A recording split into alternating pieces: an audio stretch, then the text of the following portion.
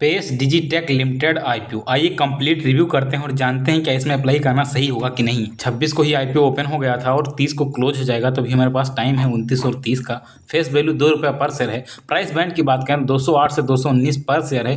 Lot की बात करें 68 का लॉट रखा गया है और टोटल का टोटल फ्रेश है। साथ ही साथ इशू साइज की बात करें तो 819.15 लाख का टोटल इशू साइज है, मतलब बड़ा आईपीओ है, ठीक है, बढ़िया चीज़ है। एम्प्लॉय डिस्काउंट की बात करें तो ₹20 का एम्प्लॉय डिस्काउंट रखा गया है। वहीं इशू टाइप की बात करें तो बुक बिल्ड इशू आईपीओ है, लिस्टिंग बेस एनएसई पे हो जाएगी। बाकी शेड्यूल में आपको अलॉटमेंट वगैरह दिखा दूं तो अलॉटमेंट 1 अक्टूबर को आएगा। लिस्टिंग की बात करें तो 6 अक्टूबर को होगा और जिनको अलॉटमेंट नहीं मिलेगा उनका रिफंड जो है 3 अक्टूबर को आएगा। लॉट की बात करें तो एक लॉट लेने के लिए आपको कितना इन्वेस्ट करना होगा, 14,892। अब आपको जितना भी लॉट इन्वेस्ट करना है उसके अकॉर्डिंग कैलकुलेट कर लेना कि आपका कितना पैसा लगने वाला है। रिजर्वेशन की बात करें तो यहाँ पे रिजर्वेशन देखो, एम्प्लॉय के लिए 0.27%, रिटेल के लिए करीब 35%, वहीं हम देखेंगे तो आईबी के लिए तो करीब 50% और एचएनए के लिए बात करें तो करीब जो है 15% का रखा गया है। अब मेन रिव्यू यहाँ से शुरू होता है, अभी तक तो पूरा वही था फंडामेंटल। अब आइए समझ लेते हैं कंपनी करती क्या है। मेन रिव्यू तो यहीं से शुरू होता है। 2007 में कंपनी इनकॉर्पोरेट हुई है और इसका जो काम है, कौन सा काम है, टेलीकॉम इंफ्रास्ट्रक्चर का काम करती है और साथ ही साथ रिन्यूएबल एनर्जी प्रोजेक्ट्स का काम करती है। टेलीकॉम इंफ्रास्ट्रक्चर में आपको जैसे टावर हो गया और फाइबर केबल्स हो गया, इन सब पे काम करती है। आइए कुछ मैं आपको डिटेल में बताता हूँ। ये कंपनी मेनली तीन जो है एरिया में वर्क करती है।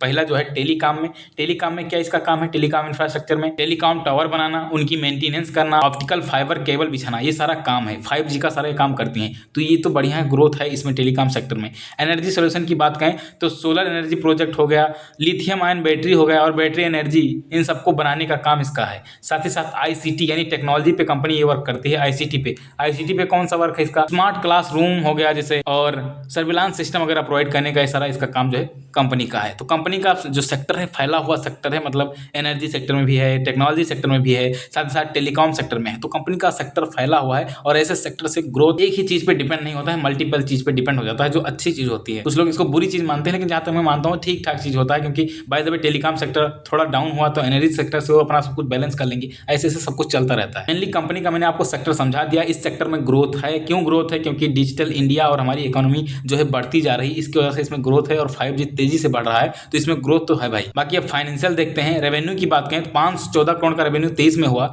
24 की बात करें बहुत तगड़ा जंप हुआ, 2460 करोड़ 27 लाख का रेवेन्यू हो गया। वहीं 25 की बात करें थोड़ा सा इंक्रीज हुआ है, 2462 करोड़ 20 लाख, थोड़ा सा इंक्रीज हुआ है बस। प्रॉफिट की बात करें तो प्रॉफिट 16 करोड़ था 23 में, 24 में उन्होंने बहुत तगड़ा जंप किया, 229 करोड़ 87 लाख। रीजन आपको पता ही चल गया होगा, 24 में 5G बहुत बूम किया है। 25 की बात करें तो 279 करोड़ 10 लाख, मतलब हर साल प्रॉफिट भी बढ़ रहा है, अप्रॉक्स 21% के अराउंड बढ़ रहा है। नेटवर्थ की बात करें तो नेटवर्थ भी हर साल यहाँ पे बढ़ता हुआ आपको देखने को मिलेगा। रिजर्व देखेंगे तो वो भी बढ़ रहा है। बाकी बोरो की बात करें तो 160 करोड़ 70 लाख का बोरो है। आई थिंक ज़्यादा बोरो नहीं है अभी, और सारे जो है यहाँ पे इंडिकेटर की मदद से डिटेल में जानेंगे। तो आइए इंडिकेटर देख लेते हैं। यहाँ पे आप देखेंगे debt to equity. Debt to equity की बात करें तो 0.13 का ही है, बढ़िया शानदार डेट टू इक्विटी है, मतलब डेट बहुत ही कम है इस कंपनी पे। ROE 23% का, ROC 37% का, ठीक ही है। रिटर्न ऑन नेटवर्क की बात करें तो ये भी बढ़िया है। पेड मार्जिन की बात करें 10% से ऊपर है, तो ठीक ही है। प्राइस टू बुक वैल्यू 3 का है। बाकी अभी पीयर कंपेरिजन करेंगे तो वहाँ से और ज़्यादा क्लियर पता चलेगा, लेकिन अभी यहाँ पे सारा कुछ देख लो। EPS की बात करें तो 12.93 रह जाएगा। PE की बात करें तो 16.94 का हो जाएगा। मैं देखो पीयर कंपेरिजन का मैं पूरा टेबल बना के लाया हूँ, तो आपको दिक्कत नहीं है, यहीं से मैं पूरा आपको पढ़ के बता दे रहा हूँ। पेस डिजिटेक IPO की बात करें EPS तो 12.93 मैंने अभी इससे पहले ही दिखाया था, तो वही यहाँ पे डेटा उठाया गया है। HFCL की बात करें तो 1.23 का है और यहाँ पे और सारों का देखोगे तो मतलब सबका कम है, सबसे बढ़िया हमारे पेस डिजिटेक का है। तो ये बढ़िया चीज़ है, मतलब पीयर से तगड़ा है। बहुत दिन बाद ऐसा IPO देखने को मिला है जो EPS में पीयर से आगे चल रहा है। और यहाँ पे नेट एसेट वैल्यू की बात करोगे तो लगभग नेट एसेट वैल्यू भी इनका जो है सबसे ज़्यादा है भाई। PE की बात करें तो PE 16.9 का, मतलब इनका PE भी कम है और इन लोगों का भैया PE भी ज़्यादा है, इसका PE भी ठीक है।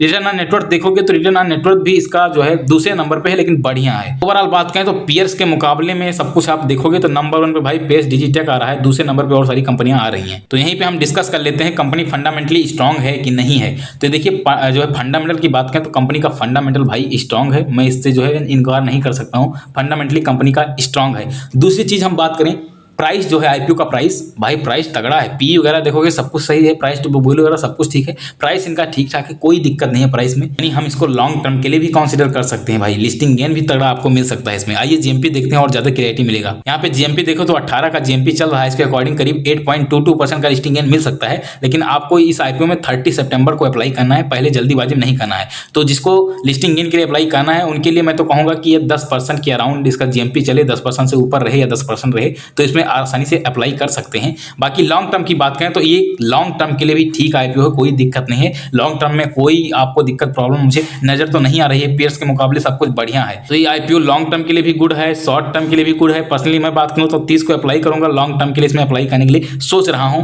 बाकी